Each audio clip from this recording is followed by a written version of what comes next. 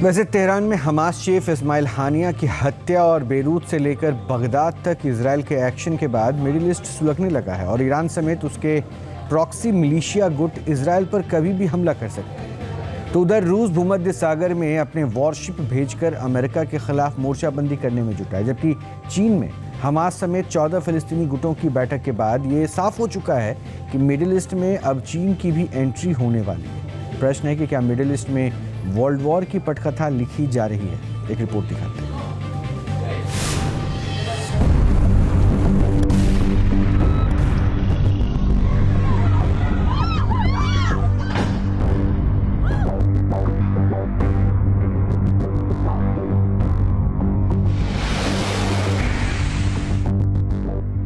Middle east में Israel और ईरानी proxy militia गुट के बीच जंग का सबसे विनाशक चरण अब शुरू हो चुका है।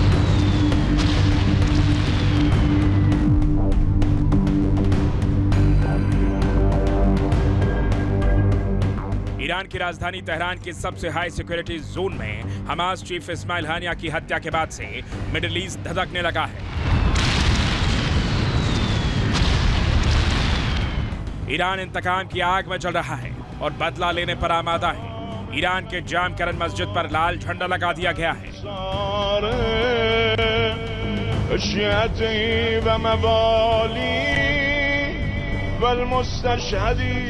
ये लाल झंडा कोई आम झंडा नहीं है, बल्कि ईरानी लाल झंडा बदले के लिए युद्ध के ऐलान का प्रतीक माना जाता है।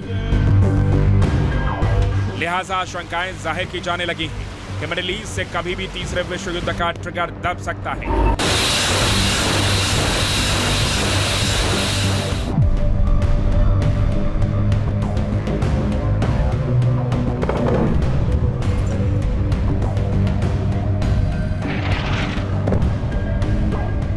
बीते एक सप्ताह के अंदर मिडिल ईस्ट में बारूदी इंतकाम की ऐसी पटकथा लिखी गई है जो अरब में महातबाही का अलार्म बजा रही है।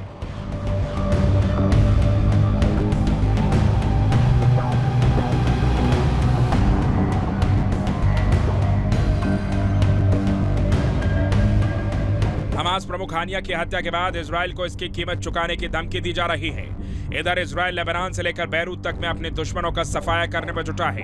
बैरूत में हिजबुल्लाह कमांडर फवाद शुक्र की हत्या और बगदाद में कैतब हिजबुल्लाह के ठिकानों पर एयर स्ट्राइक के बाद इजराइल पर हमले का खतरा बढ़ चुका है। मस्जिद शम्स इलाके में स्टेडियम पर हमले का इंतकाम इजराइल ने पूरा कर लिया है। अमेरिका से लौटते ही इजरायली प्रधानमंत्री बेंजामिन नेतन्याहू ने वॉर कैबिनेट की बैठक बुलाई और उसके कुछ घंटों बाद ही इजराइल ने तेहरान से लेकर बैरूत और बगदाद में ईरानी प्रॉक्सी पर अब तक के सबसे बड़े हमले को अंजाम दिया, जिससे हमास से लेकर हिजबुल्लाह तिलमिलाया हुआ है। अप्रैल के महीने में ईरान ने एक हमले के दौरान इजराइल के ऊपर 300 से ज़्यादा रॉकेट, मिसाइल, यूएवी और ड्रोन दाग दिए थे।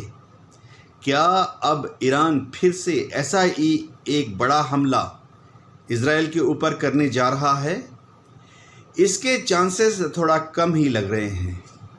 ज़्यादा यही संभावना है कि अब ईरान हिजबुल्लाह को और हूती को यह आदेश देगा कि वह इजराइल के ऊपर और भयंकर हमला करे तथा भूमध्य सागर में या लाल सागर में जो भी अमेरिकन एसेट्स हैं, शिप्स हैं, उनके ऊपर और ज़्यादा रॉकेट और मिसाइल दागे। मिडिल ईस्ट में हालात हर बीतते घंटे के बाद विध्वंसक होते जा रहे हैं।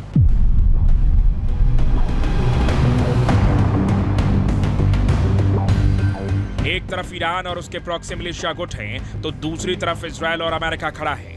मिडिल ईस्ट में एंटी अमेरिका मोर्चा तेजी से आकार ले रहा है।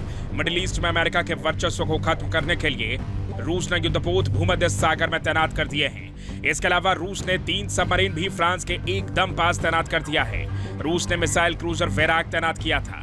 इतना ही नहीं, रूस ने अप्रैल महीने में केंजल मिसाइल से लेस फ्रिगेट को भी तैनात किया था।